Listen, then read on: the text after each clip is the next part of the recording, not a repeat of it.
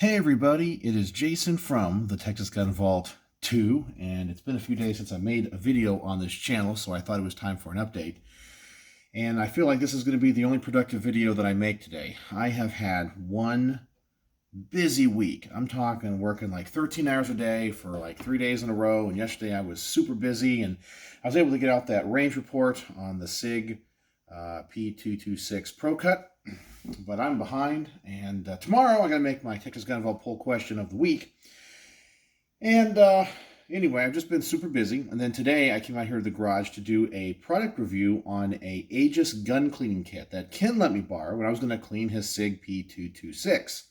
And that video took me a while to film, and then when I went inside to edit the video, I had discovered that I think I have ruined my second microphone. These little lapel microphones from Rode. And occasionally, in some of my latest videos, you'll occasionally hear like a scratching sound. These little cables, I guess, they have issues where they get grounded inside or something. I don't know. I try to take care of these things. I don't pull on them. I'm very careful when I wrap them up and everything. And I guess it has a faulty ground in it now. So sometimes I'm talking, it's fine, but I'll move a certain way and hear this sound. And I'm 100% sure it's the microphone. So I've ordered another one off of Amazon, but it has a little bit different connector than this one does. Where this one has a little thing that can screw down and I guess attach to the transmitter, but I don't think I need that. So I ordered the one without it, but I just need that new mic. So that's coming in tomorrow. So hopefully I'll have that fixed. If not, I'll have to use the shotgun mic that I've recorded with in the past. And have to go with that for a couple of days until I can get that new mic figured out. So I got to spend some more money on that. So anyway, that's on the production side. So that video got toasted because I already boxed the kit, cleaned everything, got everything dirty, and then I spent at least an hour filming. And go inside, and none of the footage is really usable. So it's just like I just trashed it. So I put everything up, and I came out here, did a mic test, and that's when I discovered the microphone cable is not working. So I guess videos are done for the day. So I got nothing done there. So I thought I would come out here and do a Texas Gun Vault 2 video and talk about some cool stuff that I have coming up.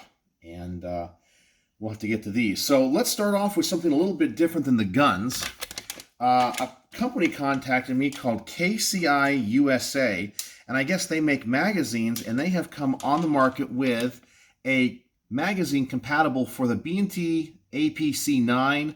So obviously this should be good for the GHM9, the TP9, all those things that just take those magazines, the MP9, all that stuff. But the cool thing about this is a US-made magazine, which means it counts as 3 parts towards your 922R compliance.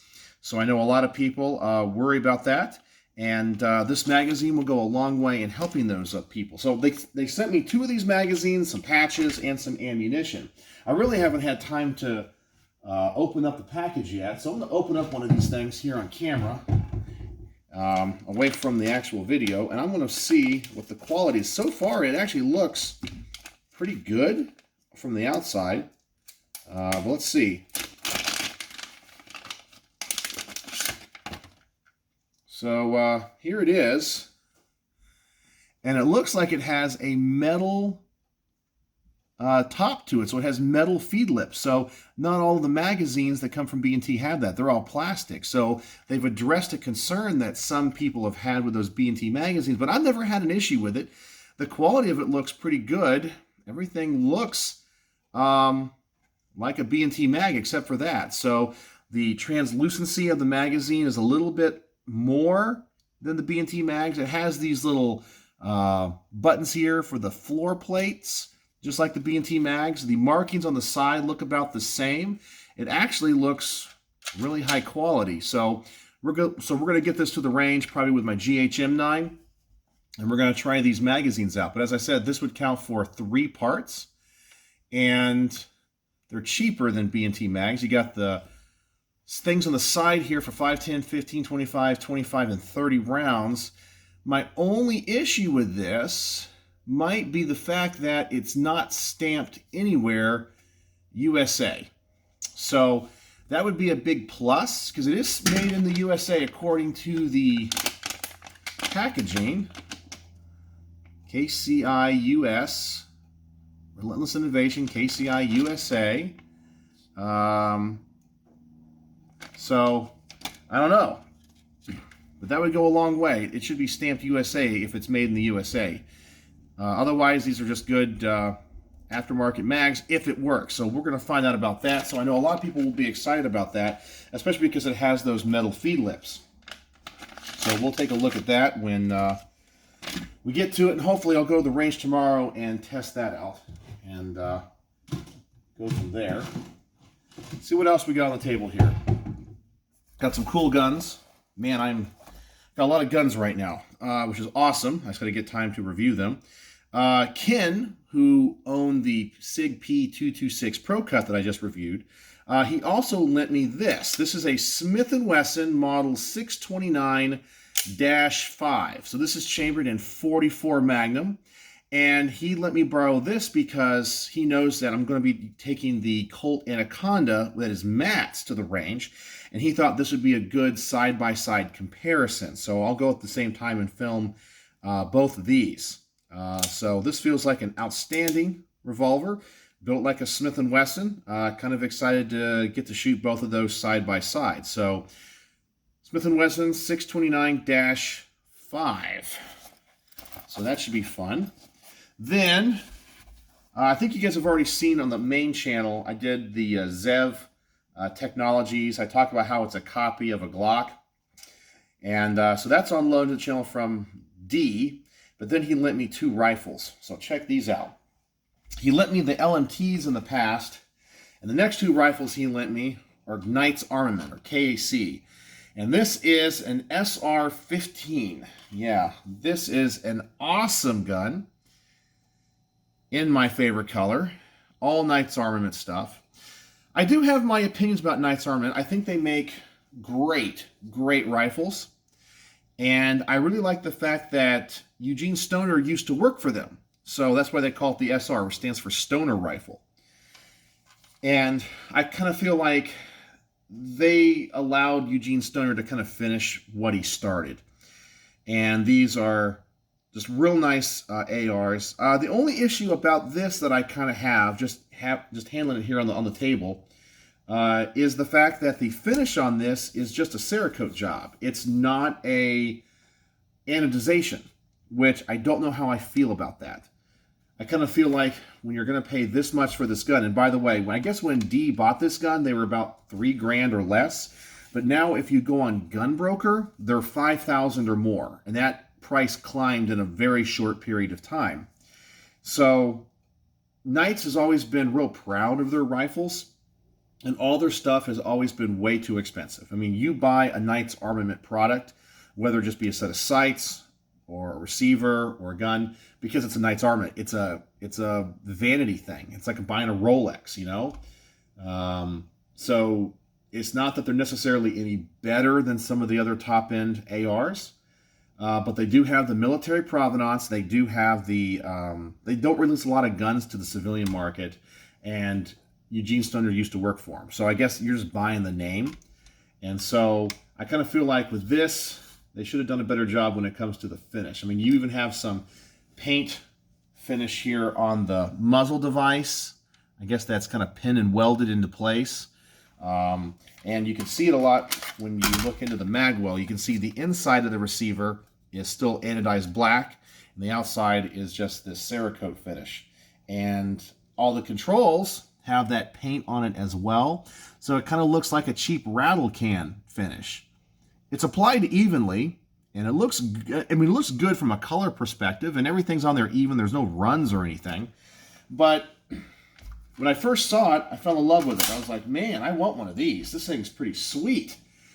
And then, yeah, I looked at the finish. I'm like, this is kind of the way Knight's Armament is. I've seen reviews of people that have parts of Knight's Armaments, you know, sights and things, or they buy a rail or an upper receiver, and some of the complaints from their consumers are, it looks like the part was just dragged through the shop after it was made. It will have scuff marks on it. They're just thrown into a box, and that's just the way I understand that they are. because they're just kind of like a military, supply company versus, making guns like Daniel Defense or LMT or any of that. I mean, they make guns for the military and the police as well, but they take pride in their manufacture on the civilian side. I think Knights Armament just kind of throws stuff together and knows people are going to buy it because it's Knights Armament. And don't get me wrong, I like Knights Armament. I own one of their cans. I own one of their NT4 cans. I own one of their lowers for a Mark 18. They're all great. The quality's there. But they just don't have a refined look like many of the other high-end ARs. And all their stuff you're going to pay a lot of money for. I mean, I see that we have a M1913 rail section here on the bottom. I know if you go on to Gunbroker and just buy this for the M-Lock, this thing is going to be 3 or 4 times more than what a comparable thing from Magpul or other company, even if it's made of metal. Just anything stamped with Knights Armament is going to cost you a lot of money and way too much money. It's not even worth it. You're just buying the name. So we have this SR-15 rifle that I think Denton got at a good price before the prices went absolutely bonkers.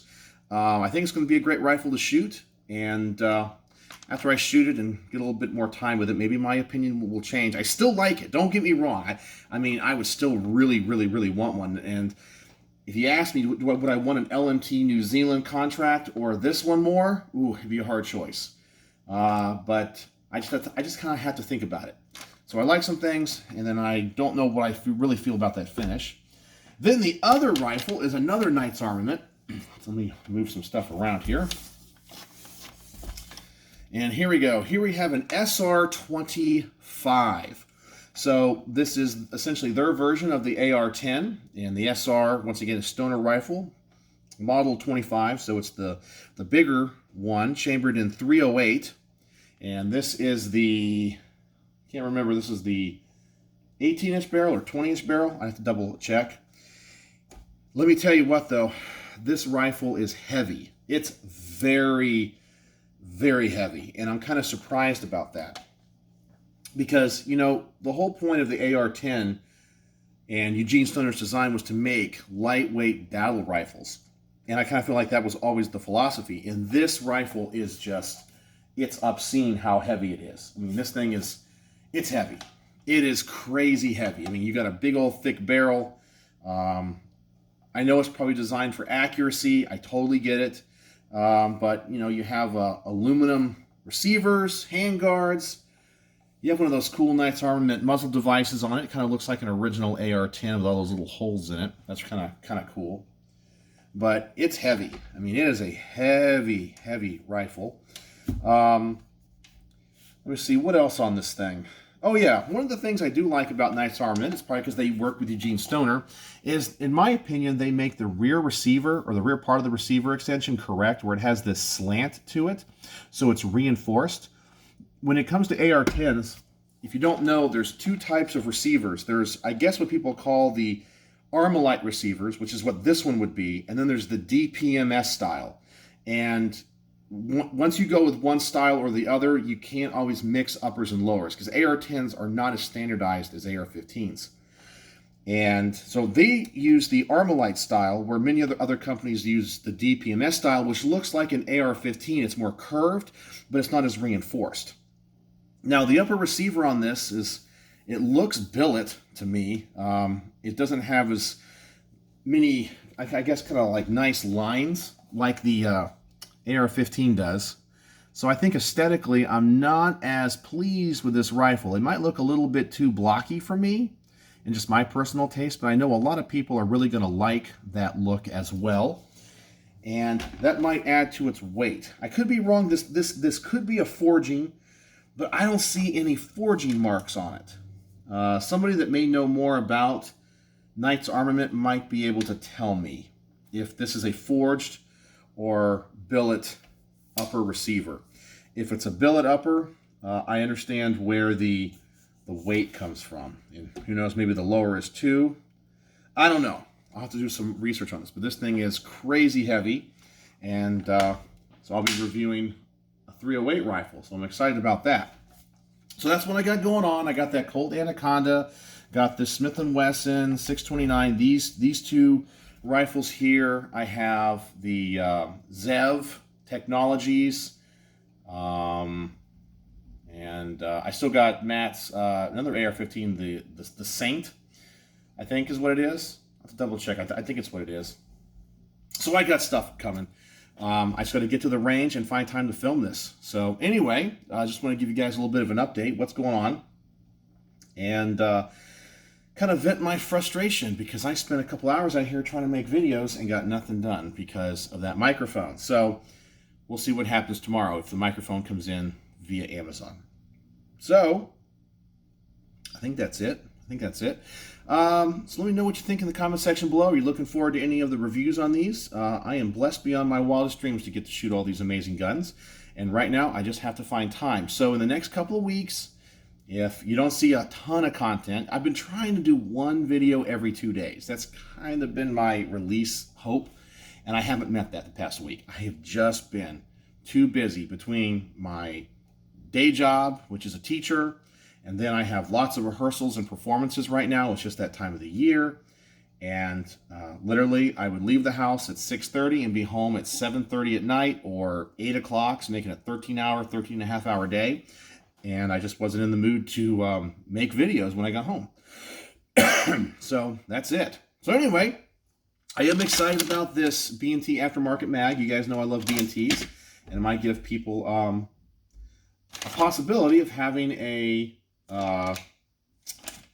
I guess, a US-made option. But as I said, it's not marked with anything. So I'll have to contact that company. They should label it, even if it's made in another country like Korea or something, they really should mark where it's made. And I don't see anything on it. Nothing at all. So, yeah. But it does have those metal feed lips, so we will see. Anyway, so let me know what you think in the comment section below. And I'm going to go inside and rest a little bit because I'm a little frustrated. Today has just not been going the way that I was hoping that it would. And yeah, I'm going to wait on that microphone. So anyway, let me know what you think. And thank you all for being here. And if you have made it this far in the video, which is 17 minutes. Man, I ramble for a long time. Just say, I'm trying to think of one here. SR-15, because that to me is the highlight of the stuff that I'm showing you off today. SR-15 in some way, and I know that you are an awesome fan of the Texas Gun Vault too. All right, so thank you guys, and I will see you in the next video. So as always, thanks for watching.